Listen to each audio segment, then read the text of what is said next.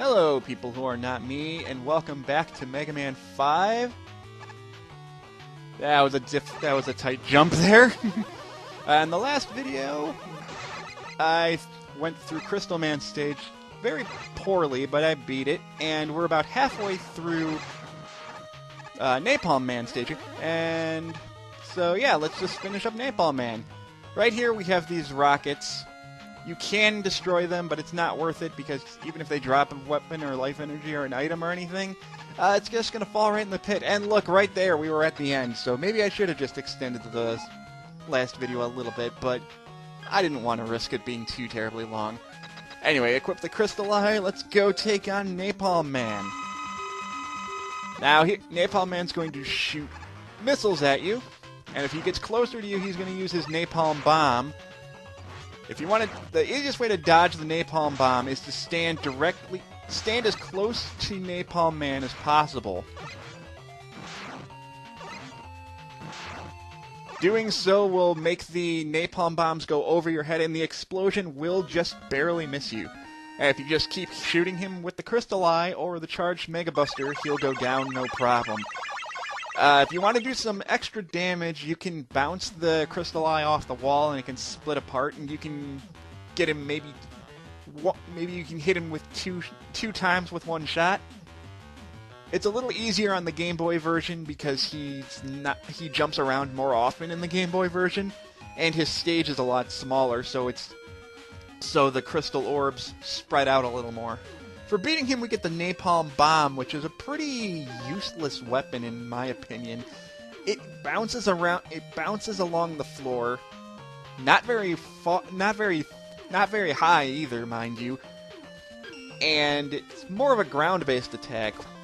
But I'll show it off once we go through Stone Man stage, which a lot of people tend to go to first. And this is by far the longest of the 8 stages. Now, the thing that you're going to notice right away, not only is this kind of just like a really advanced version of Gutsman's stage here, the Mets in this particular stage, for some reason, when you shoot them, they split into 3 smaller Mets. I don't know why they do this, and I don't know why they only do this in Stone Man stage. It's weird. Also, Stone Man's stage is the only stage where you can actually backtrack. Maybe it's only certain stages. Or maybe it's only certain sections of the stage. But you can actually backtrack to previous screens every once in a while in this stage. Also, this stage likes to have hidden passageways. If you shoot through these rocks here, this is where this stage's letter is. It's kind of hard to see, but it is there. So yeah, Mega Man 5 does some interesting new things. A lot of people seem to think that Mega Man 5 and 6 are the weakest of the... Well, no. A lot of people tend to think that Mega Man 5 is the weakest of the NES games. I personally don't see why that is.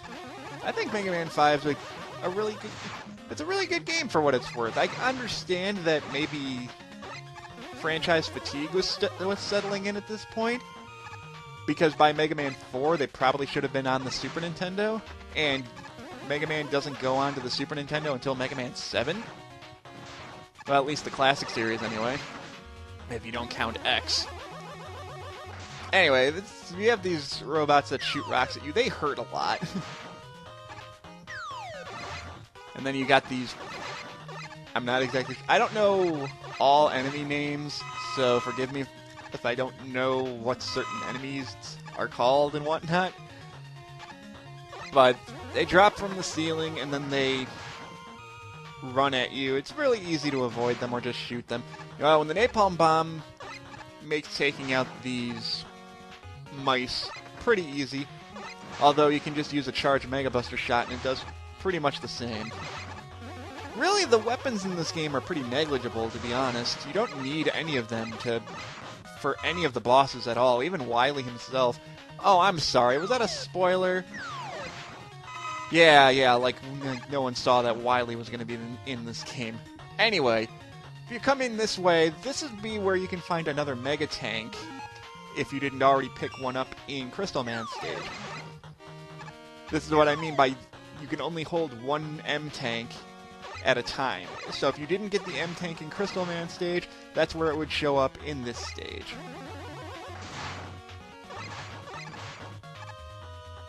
And now we have these floating platforms again that were from Gyro Man stage. So you shouldn't have too much trouble here. Now, I always thought there should be like one of those rising enemies from that are in a lot of the more recent Mega Man games now, especially Mega Man 9. Oh, we'll get to that when we get to that. I love Mega Man 9, but this is Mega Man 5. We'll get to 9 when we do. We'll get to 9 eventually. Oh, another thing I should mention about the Mega Tank. If you use it when you have full weapon and life energy, then, I kid you not, it turns every enemy on the screen into a 1-up. Yeah, this game really wants you to have extra lives. Again, there, you can... Again, me showing off being able to auto-scroll back. I don't know why I'm talking like I'm doing this post-commentary. It's not post-commentary. That energy tank up there is actually kind of hard to get to if you don't use the rush jet. But I got lucky there. You have to just time your jump really well. As soon as you land on that third platform, just gun for it. Again, backtracking just to be sure that I don't, mess anything up. I could use the rush jet, but I don't want to use the rush jet. It's a lot faster to just use the moving platform. Because unlike Mega Man 3, Capcom realized how broken the rush jet was in Mega Man 3, and it's never that good. It's never that good ever again. You can't ever control where the rush jet goes anymore. It just goes in a straight line, and all you can do is control it. The only way you can control it is if it goes up and down. You can't control which direction it goes in. Also, I've been in this stage for a while now because the... This is how you know the stage is long, because the music actually re-looped.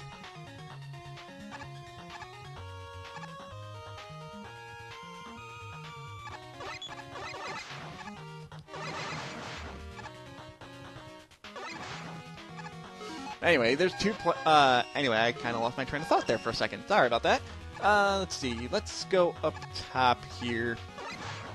I always prefer to take the high roads, because it's usually easier.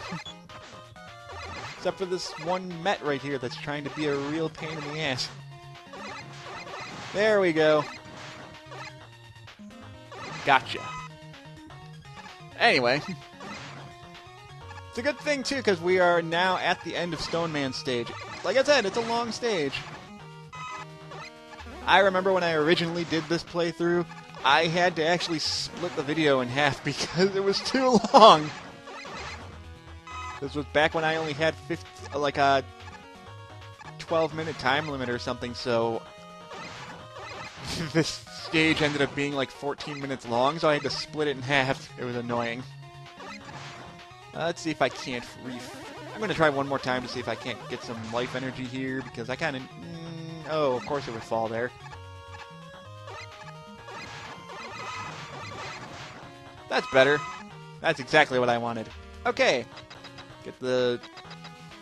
get the Napalm Bomb ready. It's time for Stone Man.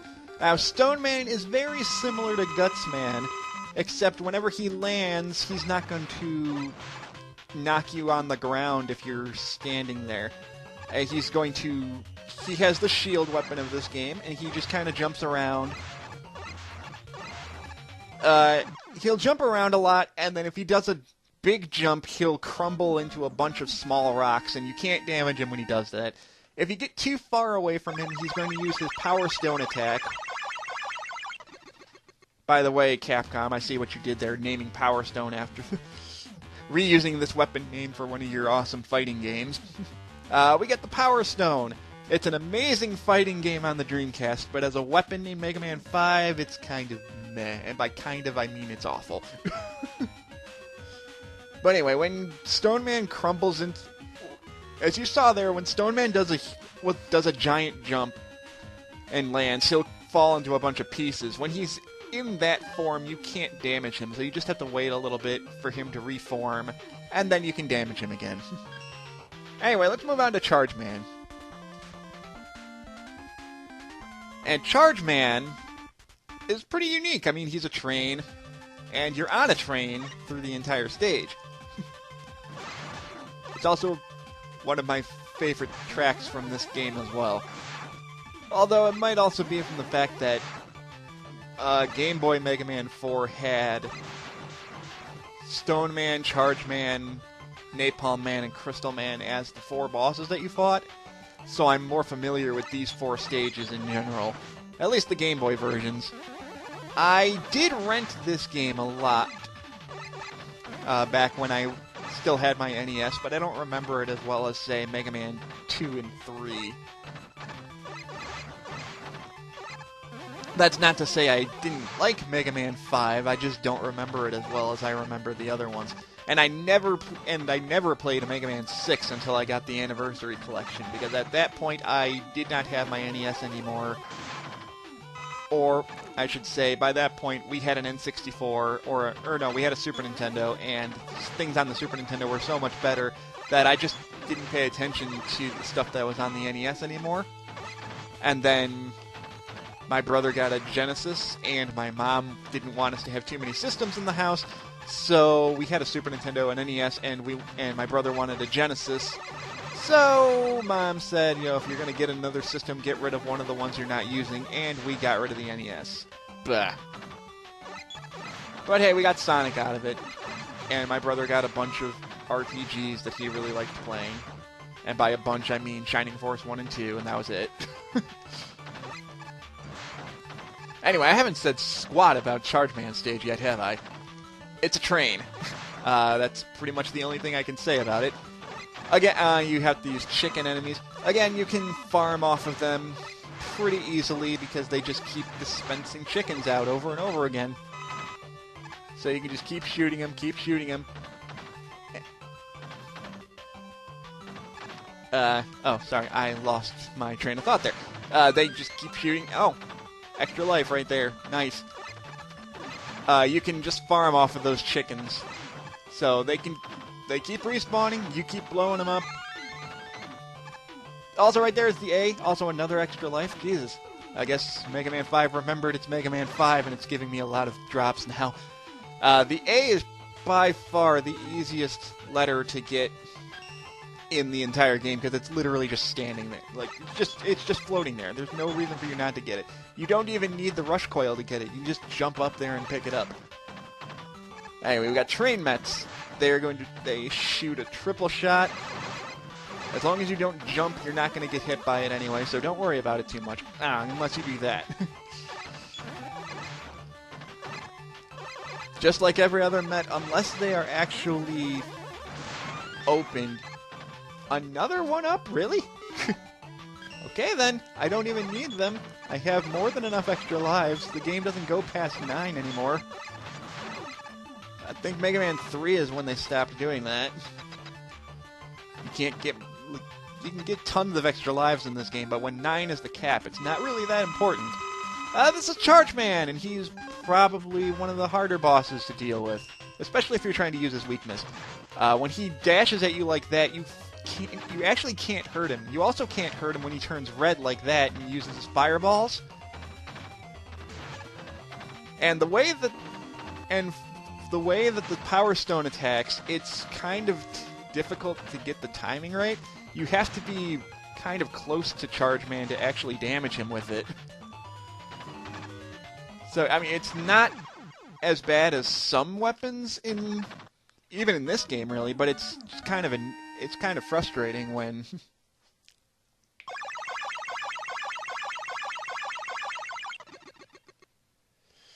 when you get close enough that he can damage you. But as long as you stay relatively in front and just keep spamming the Power Stone or charge shots, you can beat him, and you get the charge kick, which is probably the most useless weapon in this entire game. Let's see, what am I at? I I can do one more stage and then I'm done. For this part. So let's move on to Wave Man. I'm getting a little bit confused because I forgot that... I'm remembering that Stone Man's stage went on a little bit longer than normal. Anyway, here we are at Wave Man's stage, which is obviously the water level of this game. Ow. Now, these steam vents... The steam that's coming out of these broken vents will damage you, as will those spiked mace things, as you saw right there. So just wait for the steam to disappear first.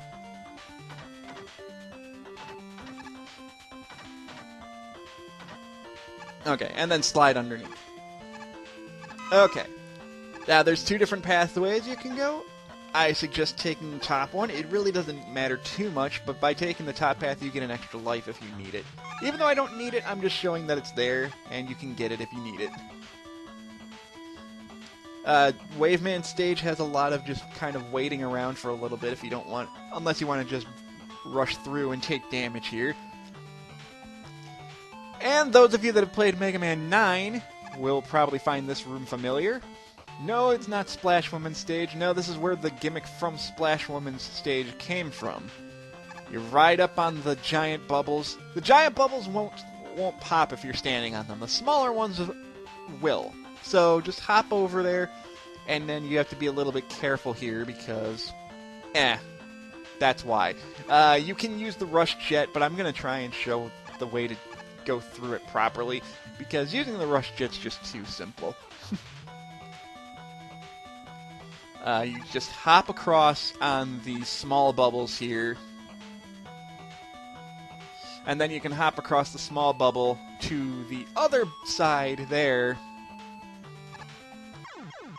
and that's why. For some reason it's not going up as fast as usual. That's weird.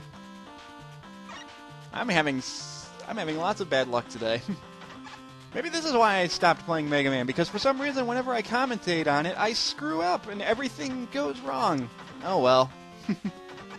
I swear that never, ever happens unless I'm recording. What can you do? Recording curse. Anyway, thankfully it's not too far, and I can show the other way.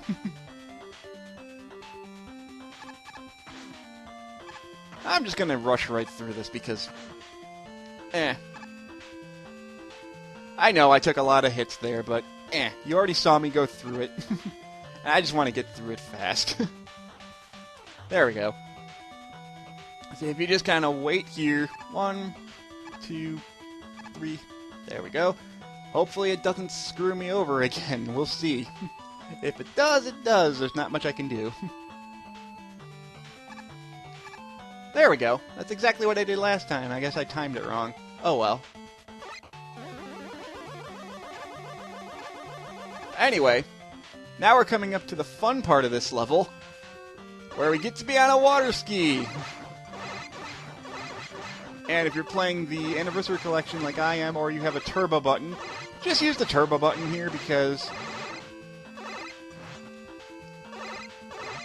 why not? Although, watch out behind you because there's the... Oh, there it is. Yes, just keep an eye on the stuff behind you so that you're not getting hit by the other guys that are showing up. Now, because I took a lot of hits from just bum rushing before, now I'm a little bit nervous. We got this mini-boss here. When he rises up, wait for him to rise up all the way first before you jump. That way you can dodge his shot easier. And just keep shooting the orb on top of his helmet there. I'm probably going to die only because I don't have that much HP.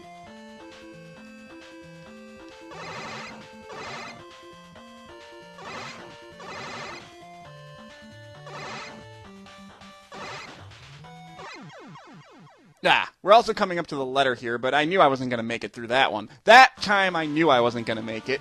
I could have grinded for life energy before coming here, but oh well, what can you do? So I'm not going to have a flawless run of this game. I don't care. Oh, now it gives me the extra life energy, of course. Oh well. As I stated before, If you have a turbo button, just use the turbo function because it makes going through this so much easier.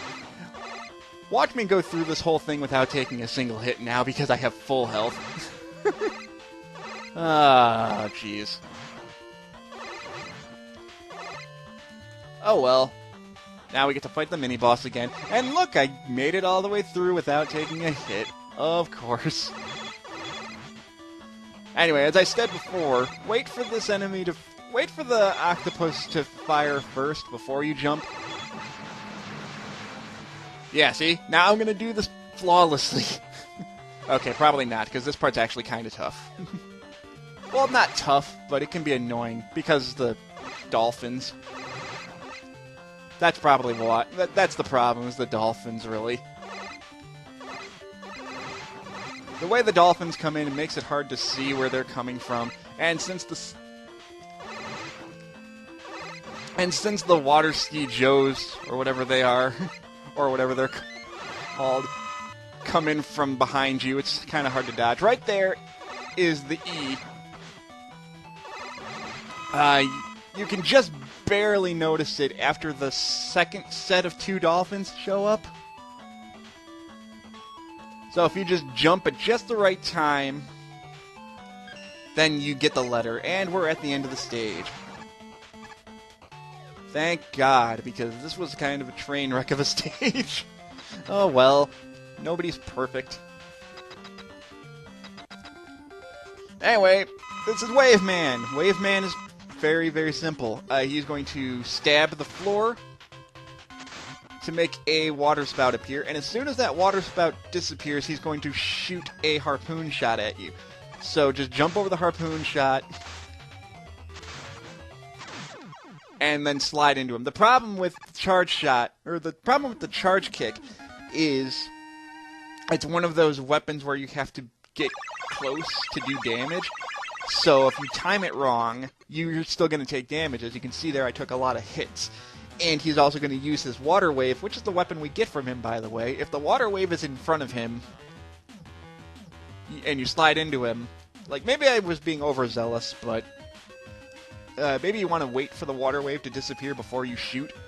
But sliding into the water wave will damage you a lot, of course. Anyway, let's... Do I have enough time to do one more stage? Let's see, I did... Nah, I'll save Starman for the next video. So, I apologize if this one's gonna be a little bit short. You can blame me for failures in the last 2 stages. But, oh well. In the next video, we're going to take on the final robot master of the game, Starman. I'll see you guys then.